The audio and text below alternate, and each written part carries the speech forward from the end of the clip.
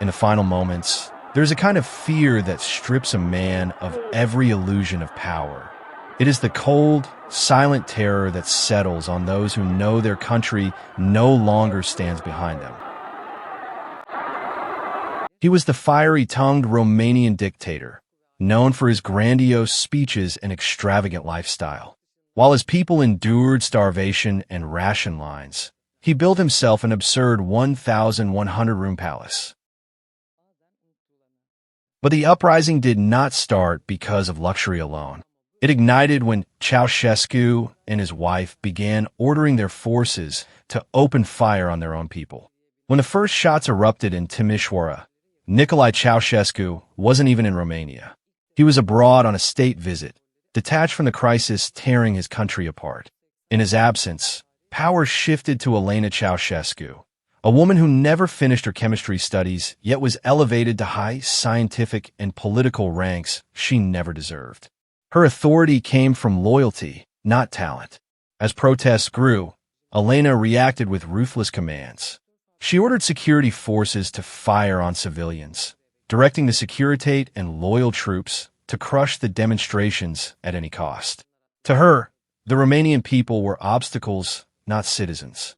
Dozens died, hundreds were wounded, and chaos filled the streets while she demanded total obedience. But her brutality only accelerated the revolt. By the time Ceaușescu rushed back, the situation was already out of control. Reports of Elena's orders spread like wildfire, fueling mass outrage. Soldiers defected, factories went on strike, and crowds swelled into tens of thousands. When the couple finally faced the reality of the uprising, it was far too late. Romania had reached its breaking point. The moment Elena ordered her own people to be shot became the spark that would end the dictatorship forever. On December 21st, 1989, Nicolae Ceaușescu returned to a Romania he barely recognized. The streets were tense, the protests had spread, and the regime was crumbling faster than he could understand. Determined to regain control, he summoned loyal party members, state officials, and factory representatives to Bucharest. The order was simple: fill the square, create a massive staged rally, and drown out the uprising with choreographed applause. Early that morning, thousands were brought into Palace Square.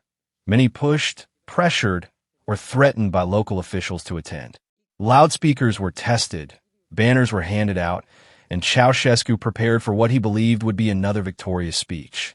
His plan was to blame foreign agents, praise the achievements of socialism, and portray the growing rebellion as nothing more than isolated troublemakers.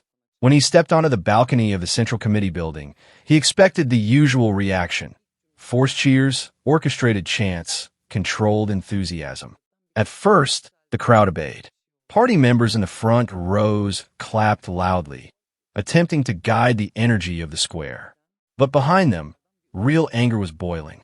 People who had waited hours for food, who lived without heat, who watched friends and family shot days earlier. They were no longer willing to play along. Just a few minutes into Ceaușescu's speech, a low murmur rose from the mass of people. A sudden wave of shouting cut through the staged applause. Confusion swept the dictator's face. A man who had only ever known obedience was now hearing the sound he feared most: the voice of an uncontrolled crowd. The cameras captured it all. Ceaușescu tried to raise his hands for silence. He shouted, "Hello, hello," attempting to calm the chaos, but his voice trembled. The noise grew louder. Boos, whistles, and chants pushed through the square. The crowd was no longer responding to him. It was responding against him. For the first time in his long dictatorship, the illusion of total power shattered right in front of him. Inside the building, panic spread. Advisors rushed to phones, trying to figure out how the situation had turned so quickly. Security forces scrambled, and even loyal officials sensed that something irreversible was happening.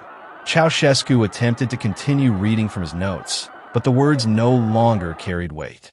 His authority, once absolute, dissolved in a matter of minutes. Outside, the unrest exploded.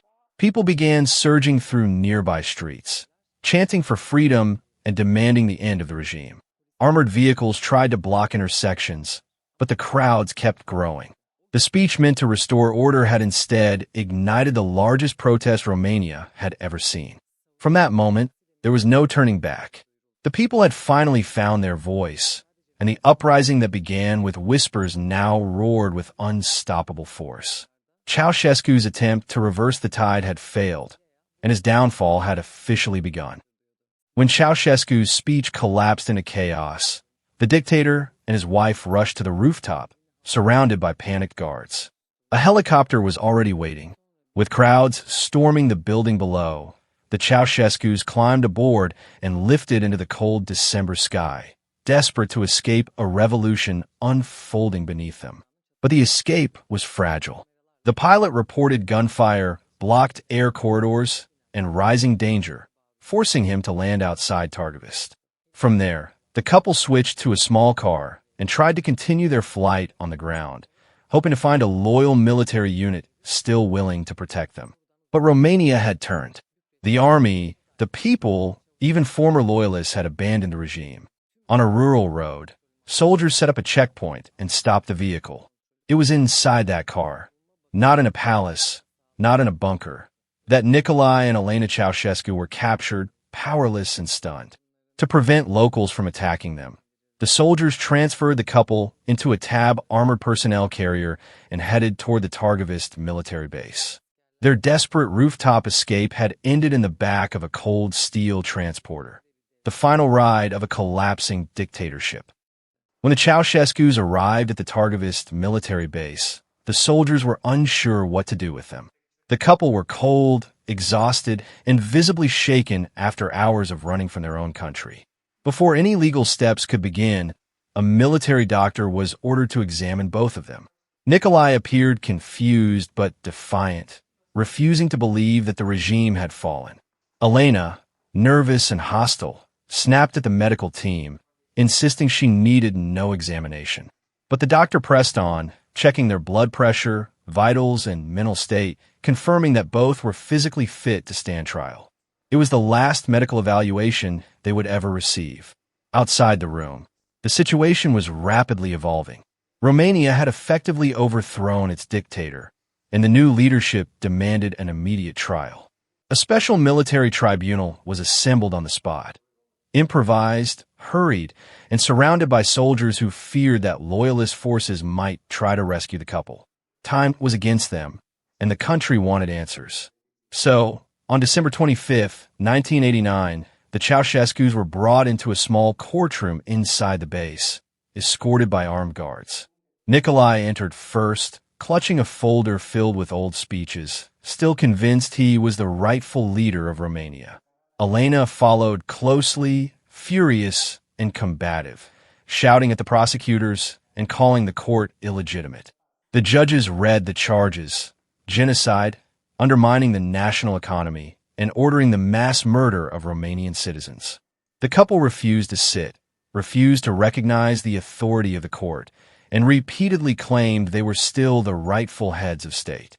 As the evidence was presented, reports of shootings in Timișoara, testimonies from soldiers, and the collapse of the regime, Ceaușescu tried to sing the national anthem to drown out the accusations.